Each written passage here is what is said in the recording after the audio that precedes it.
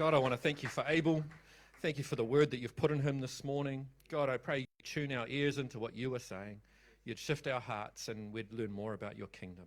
Thank you for this, God. Bless him as he brings the word. Amen.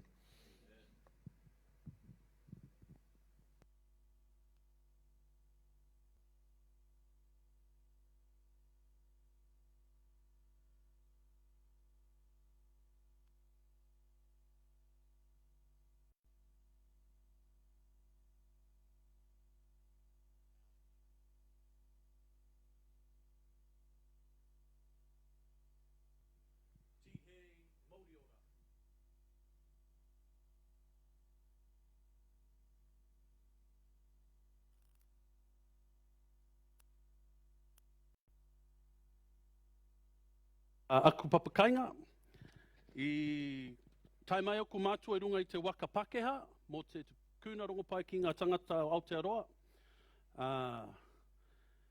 I tipu ake ahau ki Greylin, ki Tamaki Makaurau, he kai mahi ahau ki Christians Against Poverty. Ko Abel toku ingoa, nō reira, tēnā koutou, tēnā koutou, tēnā koutou katoa. I le sofa manu mā lolo tatu o li whaolo Yesu Kariso, iau te whawhelua I atu, ma whaatalofa atu. Whawhtai le atua, ono le nei awano pa ia wana ia tāpena ina mō oe, mau, mai tātou uma. Kia ora, talofa lava, and warm greetings to each and every one of you. Thank you so much for inviting me along to come and share, but also to participate in this special, really special occasion, and a milestone at that down here in the Wairarapa. Well, thank you, Tim, as well, for introducing me. So, again, my name is Abel, and I'm a church relations manager at CAP Head Office, and so I have the honor and the privilege to connect with church leaders and churches, exploring partnership across the country, but also walking alongside churches that we partner with as well. And so, again, thank you so much for inviting me along today. I'm really not wanting for this to kind of look like it's all about Abel, but I get to travel a lot across the country, and I leave my wife and my family at home, and so I always like to sort of share a little bit about my family, and probably that way you get to know a little bit of the heart of Abel. And so that's my beautiful family there. I wanted to share a photo of my parents because I just mentioned in my mihi that my grandparents had actually come over from Samoa way back in the 60s. My mum was only 9 years of age.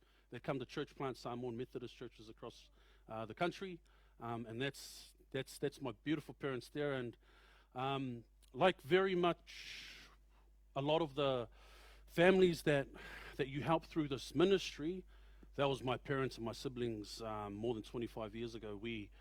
We went through a lot of financial hardships. We went through a lot of challenges, and it was these two here that had to really navigate through and try their best to kind of look after 5 kids. So yeah, I just really want to honor my parents, but I also wanted to show my beautiful, voluptuous Samoan wife there as well. There with our 5 kids. Only the one boy, unfortunately. Tried ask her if we tried, but she's like, no, sorry.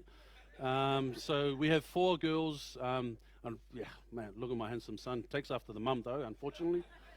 But that's my beautiful family there, and I just really wanted to acknowledge them because I kind of missed them. But sorry, like I said, it's not about Abel, it's not about me, but today really, I'm really excited to be here to celebrate because it's really good to be in the same room as like-minded people. But also I'm really keen to honor some absolute legends today. Some of you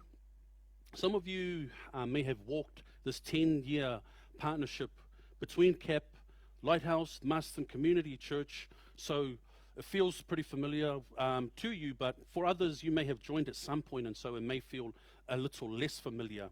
So let's start with a little bit of context today. The partnership that we're celebrating today is one where together we run a CAP debt help service that Russell had alluded to. This is a service or a ministry that supports people out of unmanageable debt and into a life of financial resilience and freedom. So you as a church, You hold the local relationships here in the Wairarapa. And the CAP team, again, as Russell had mentioned, I guess we're behind the scenes where the expertise is centralized to support your church rep or your deck coaches, as we call them. He's absolutely right about the bell in Te Poho, which is a big room there. As soon as that bell goes off, everyone has to stop doing their work. Some of them probably playing solitaire or something like that, but they have to stop. And then they all have to go into the room, and then we not only just pray for somebody that is committed to Jesus or given their lives over to Jesus, but we also get to sing and dance. Probably half of them don't know how to sing and dance, but we singing and dancing because the angels are singing and dancing. And so that's what we do at head office. But again, I echo what Russell says. It was one of the reasons why I was really keen to join Christians Against Poverty, because they weren't ashamed about their Christianity. They weren't ashamed about the gospel, and they were not ashamed about Jesus. So what I wanted to share with you right now, and I hope you're ready for this, because I want to give you a little bit of context. I'm not only just here to celebrate, or we are not only here to celebrate 10 years, but also the impact that you have had here in the Wairarapa. So across, I knew it. Okay, it's working. Across the last 10 years, not just Masterton community, but also Lighthouse, but down here in the Wairarapa, you have visited 106 families in their homes. Now think about that. Some families here, I know you down here in Masterton don't have like small families, they're huge families, but that's a lot of people. Think about that, 106 families in their homes. Shared Jesus with all of them, celebrated 17 people making that commitment. Now, these are just those that we know. Quite frankly, you have probably touched and planted seeds in so many individuals and families. But 17, so that would have been 70 times that we would have been boogieing up there in head office, ringing that bell. Now, 27 households have gone completely debt-free. We heard from, was it Regan and Seth?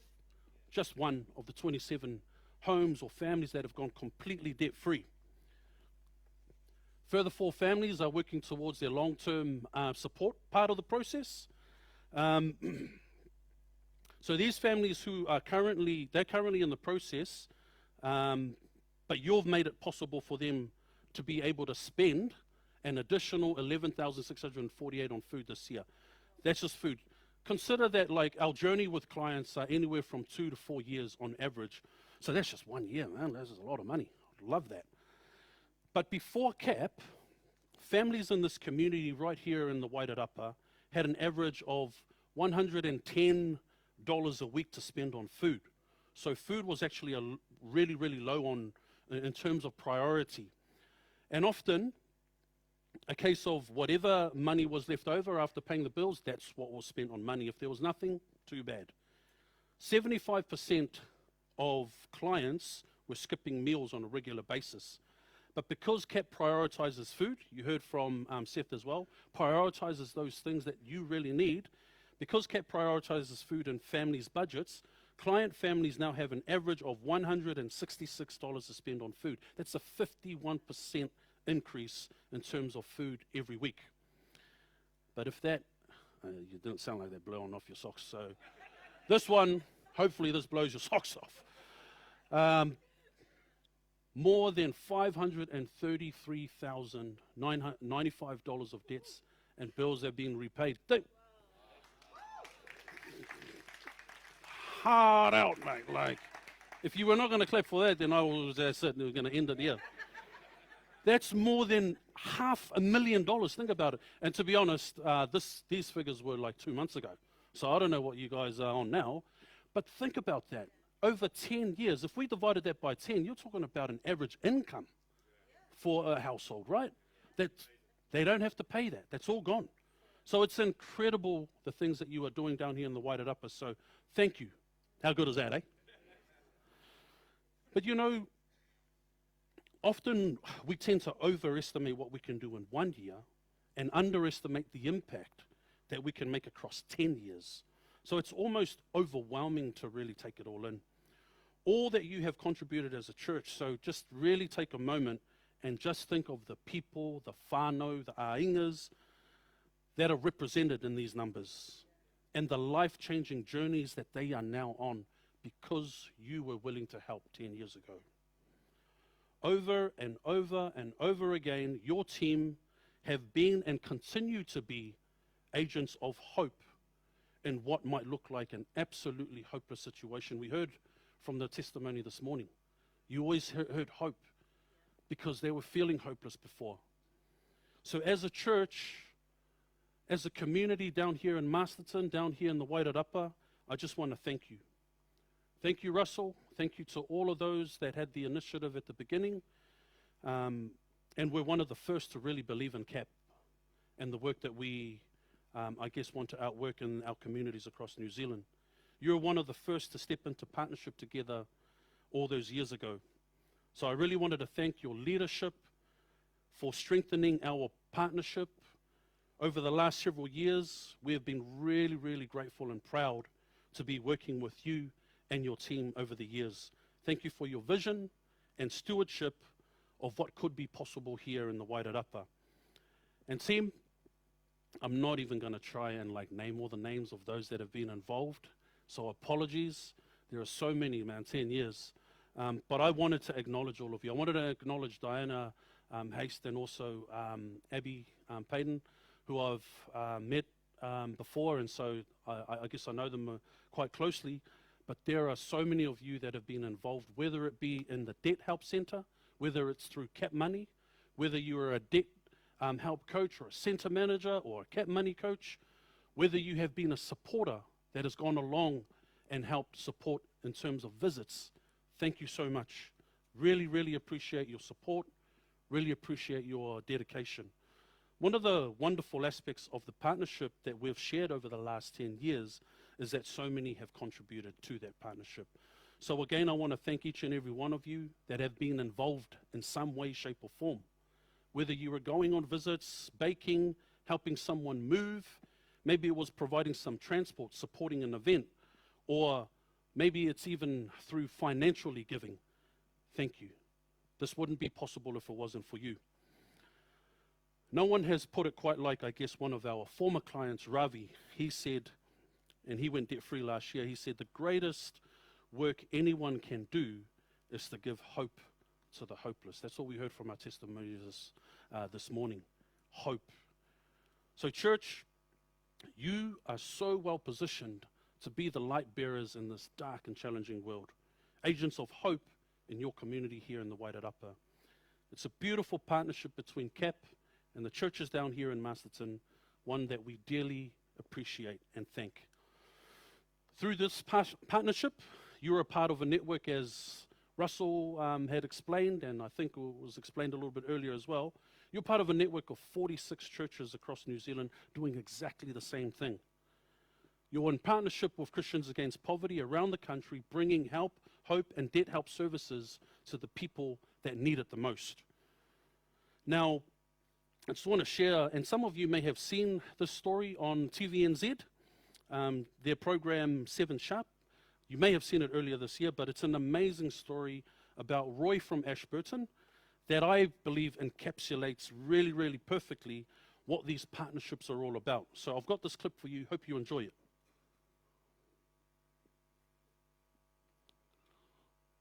Oh, you can change it.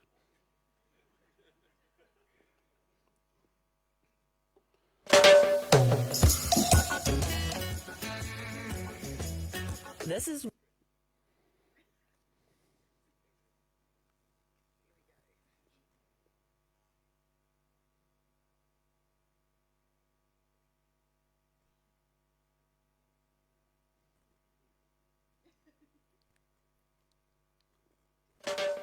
Thanks, Dan.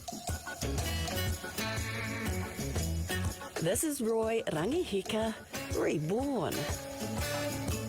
Every day I challenge myself to do something and be better than I was yesterday.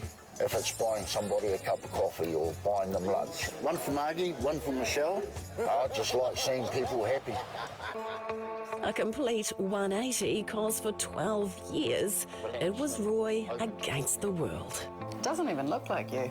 No, Hey, I look pretty angry there. Angry and lost. I lost family, lost a house, but the biggest hurt was losing my family. When Roy broke his back in 2005, his life crumbled too.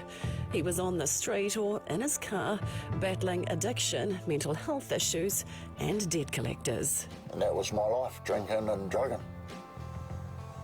For such a long time. This was one of his safe spots. Oh, very solemn experience being back here. God, this just feels weird. I'll bet. See, 5 years ago, Roy moved to Ashburton. Oh, I love it. Good little quiet town. Went to church for a free lunch and never looked back. With God, Roy also found CAP. Hello. What is CAP? Christians Against Poverty. They're a budgeting service and help people like me. How's things? Good. Good. Nicola Dodd and the Ashburton Baptist community helping Roy back from the brink. Yeah, you weren't in a good way at all. Cause when you don't have a home, a doctor or support, getting out of debt and off the booze feels impossible. Roy ever so slowly learning to trust again. Initially, it might have been about weekly. Sometimes it was about if I could find Roy. Clawing back debt. So you're doing that save first, buy later? Yeah. Yeah, that's great. And then volunteering. As I say, I've seen you from being served out this side To serving in the kitchen. That's actually how Roy fell in love. We used to, check the roster. Yes, we're going to have some fun this week. It was like we've known each other for a long time. Well, that's what it feels like. It's crazy. Roy and Nikki's 1 year wedding anniversary was just last weekend. Roy is debt-free, and this is their home. Money now being put aside through careful budgeting and odd jobs for a honeymoon. And a bass guitar. It's when I'm not worship leading, I'm playing bass. Yeah, no, it's just, I love it. Music's my thing. Roy says it hasn't been easy, far from it. He's still injured and unable to work, but it's all worth it. If you come into the building and you know Roy's here because you hear this wonderful laugh now. Life is for living. I know it's hard, but swallow your pride, and there are people out there willing to help, and it's beautiful. I actually enjoy and look forward to what the next day has to bring.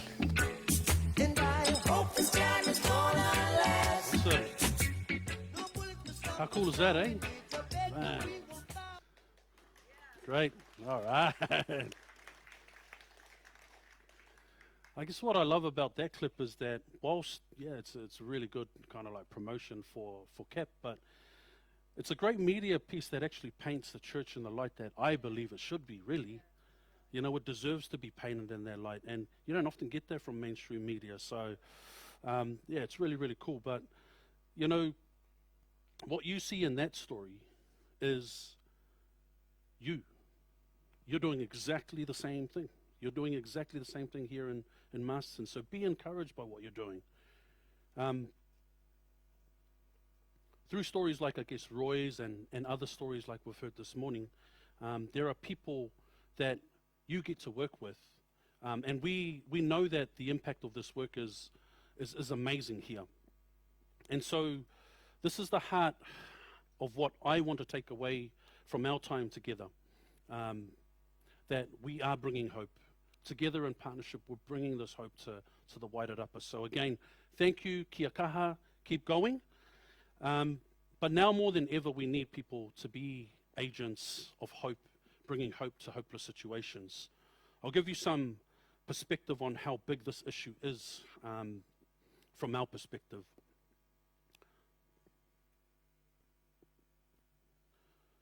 Right now, it's understood that our country has about 40% of the population with less than $1,000 in savings. So think about that.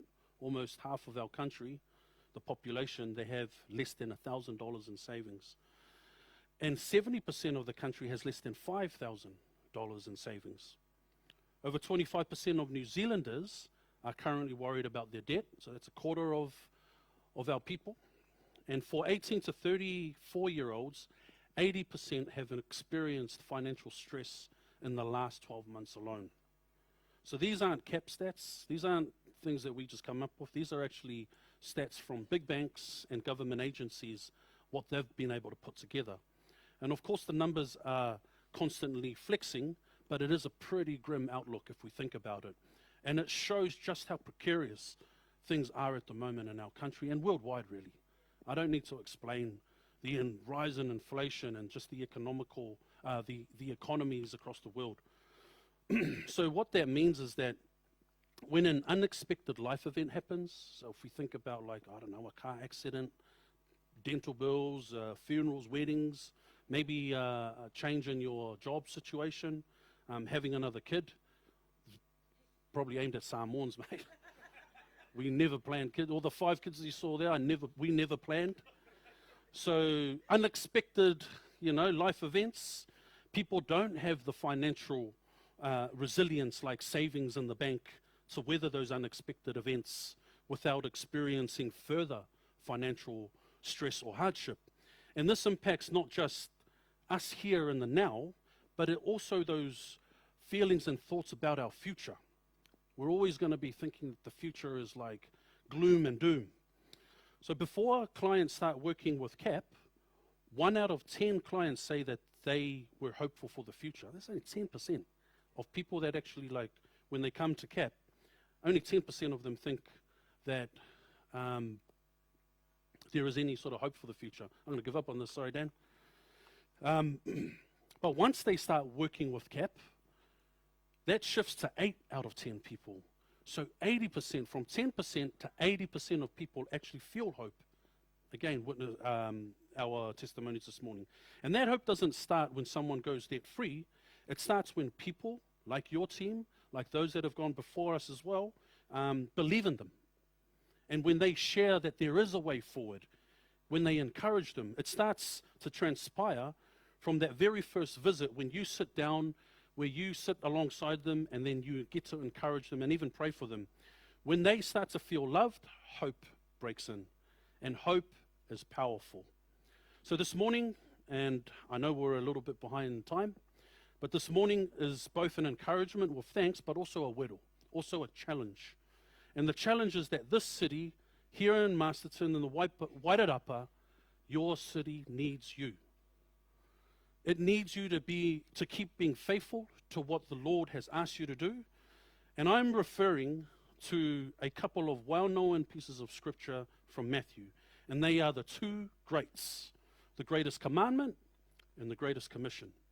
So let's have a look at the greatest commandment first. Matthew 22:34-40.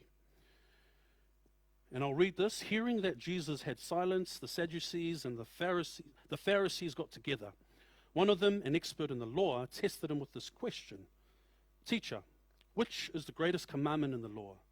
Jesus replied, love the Lord your God with all your heart and with all your soul and with all your mind. This is the first and greatest commandment. And the second is like it. Love your neighbor as yourself. All the law and the prophets hang on to these 2 commandments. To love the Lord your God with all your heart, soul, and mind, then to love your neighbor as yourself. This is something that we all have heard many times before. This is quite the challenge in our socio-cultural context, where we're encouraged to actually put ourselves at the center of our world. How often do I find myself truly, as in truly prioritizing someone to the same extent that I do myself? If I was to be really, really honest, I don't think I do. I've got a long way to go in this. I can be very comfortable at shaping my world to center around me and my needs. Now, I don't know about you, but it can feel really challenging to not only meet the needs about yourself and looking after yourself and your family and everyone around you, let alone thinking about somebody else. And yet this is the greatest commandment, right? So the scripture goes on to say that all the laws and the prophets hang on these 2 commands, loving God and loving others as yourself. Now, I'm wondering if he in fact intended all along that out of the overflow of the love of God and the love for others, that this life we call Christianity, that we would actually be in fact so attractive to others that it will result in connecting, asking questions, and maybe even doing life together with others. Now, I'm pretty sure that Jesus gave us the greatest commandment first because we would need that context to be able to carry out the second great, the Great Commission. So I want us to have a look at this now. Found in Matthew 28:16-20. Therefore, go and make disciples of all nations, baptizing them in the name of the Father and the Son and of the Holy Spirit, and teaching them to obey everything I have commanded you, and surely I am with you always to the very end of the age. So there is much commentary, I guess, on this passage by theologians and Bible experts, but there are two things that I want to pick up on this morning.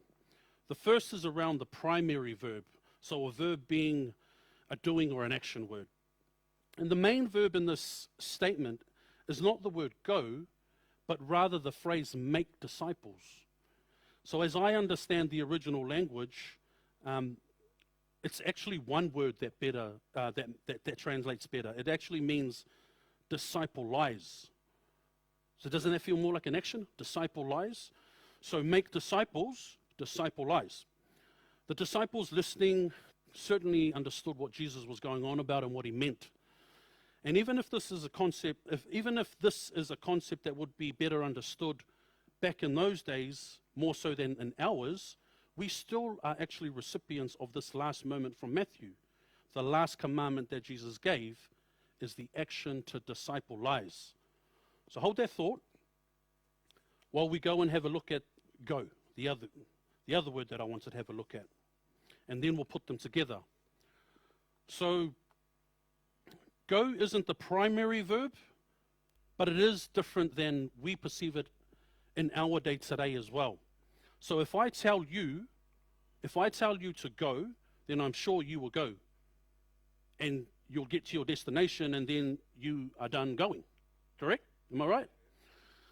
But this go that I'm talking about is more as you go along the way. So there is no end date. More it's the concept that as you do life, as you go about life, as you are going along the path, as you are going about living, there's no special occasion for this, but should be just a part of your day-to-day living, if that makes sense. Yeah? So in the first century, there was no curriculum or agenda as to how to disciple or for discipling, but rather it was a continual daily relational living experience over a period of years where either a rabbi would ask questions of a disciple or a disciple will initiate a discussion as they closely observed each other's daily life. And this last commandment from Jesus was to prioritize disciplizing in our daily interactions as we go along living life. So let's put them together, and it's really, really simple. As you do life, disciplize. As you do life, disciplize. So this morning, as you reflect on the encouragement that you are impacting others through this Dead Help Center and this ministry, there remains an ongoing challenge for each of us that we never arrive, but must continue to act in terms of disciplizing and loving others as yourself. There are plenty of opportunities to demonstrate this love for others, especially through those that are trapped in tough situations. But if you want to extend your love to others by supporting this ministry, and if you have never ever thought about it, you've heard a lot of testimonies here this morning, and so maybe if you want to get involved, see the team, see Tim, see Diana, or even see Abby as well, because it's not just about being practically involved, but even if you want to pray, that's also a way of supporting as well. So if you're curious, ask one of the team. But I'm going to conclude because I can see that there are some hungry stomachs. I can hear it. But as I wrap up, I have one last piece of encouragement for you. Recently, we had the opportunity to contribute a video that celebrates volunteers through Volunteering New Zealand. And we asked the former CAP client to share her thanks in her own words. And what she said was this to the debt coaches and the support workers: "Thank you for saving my life." That was it. Thank you for saving my life. I have no doubt that some of the people that you have worked with over the last 10 years here in the Wairarapa would echo those exact sentiments. And so, church, what a testimony to the power and the work that you are doing through your Debt Help Centre, your ministry here in the Wairarapa. You're saving, literally saving lives. And so I just really want to thank you on behalf of the Christians Against Poverty team, myself and everyone at head office, those that have been involved over the last 10 years. I just can't help but thank you. And the reason why I'm so thankful is because, as I mentioned earlier, I've experienced these very things in my life. We lost our house. I mentioned in my mihi at the beginning that I grew up in Grey Lynn. For those of you that have been up in Auckland, that's not far from the city. And so my grandparents had bought us a house up there, and we lost it. And so it was a really, really tough time for us. And to be able to come to places like this that have been out working this ministry for 10 years and helping the likes of Regan and Seth and so many other families, I just can't thank you enough. And so one more thank you so much to each and every one of you. Thank you for having me. And I hope that we can celebrate a little bit after this as well with a bit of kai, I hope. Thank you for having me. Whawhati lava. Cool. Thank you, Abel. Man, sometimes the message doesn't need to be very long to hit home, eh? As you go about your life and your daily activities, make disciples. What an encouragement, eh?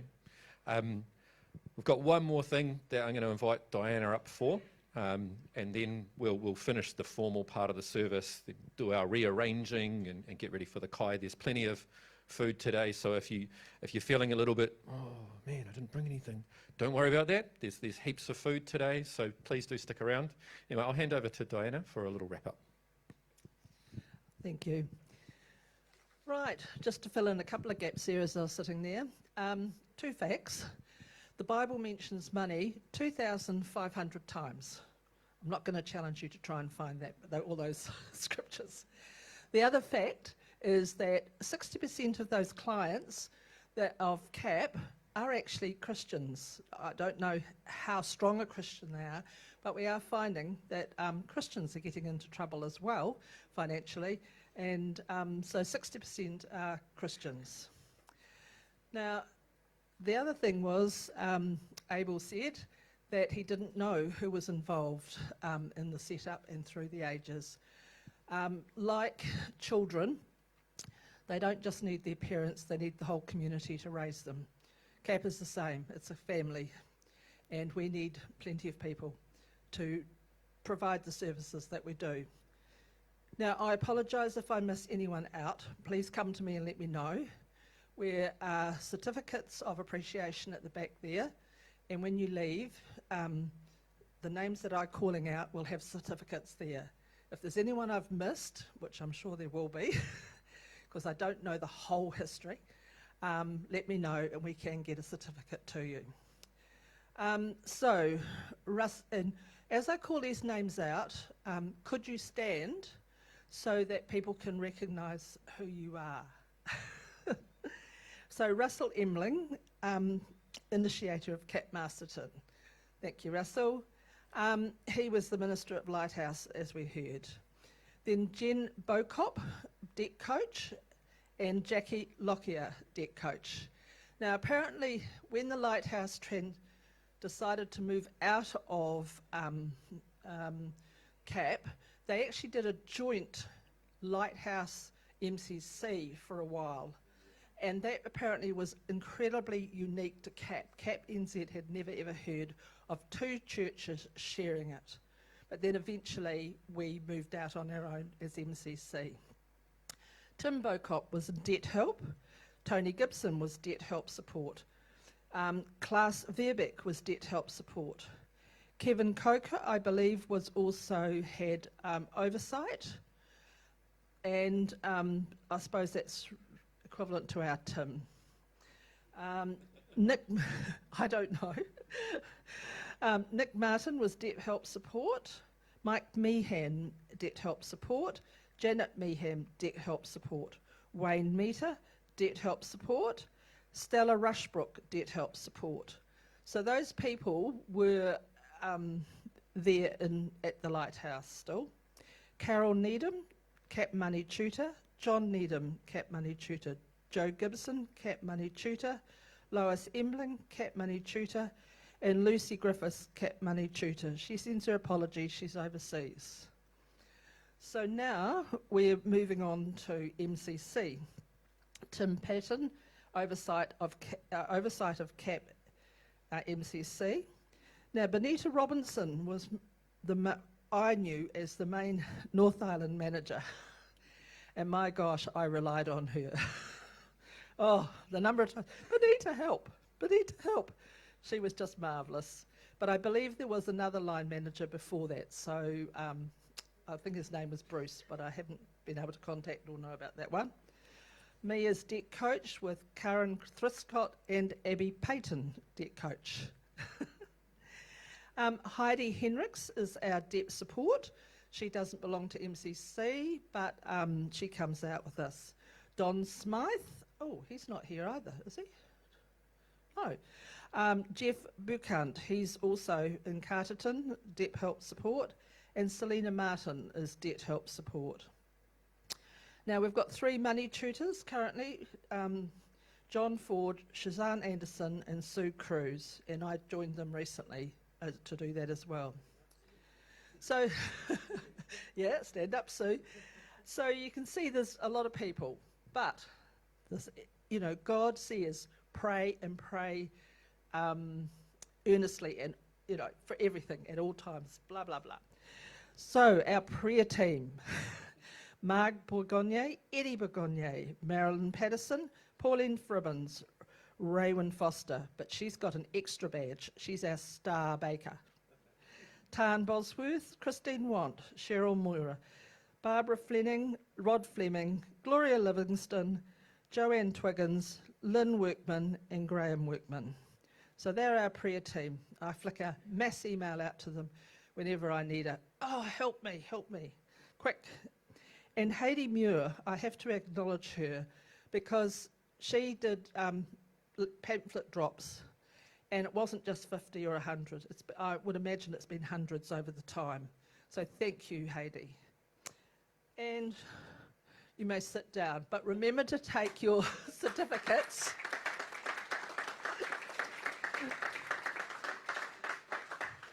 The certificates are at the back by the notice board, so remember to take those as you leave. And if there's anyone there that you know is not here today and you can get it to them, please do that.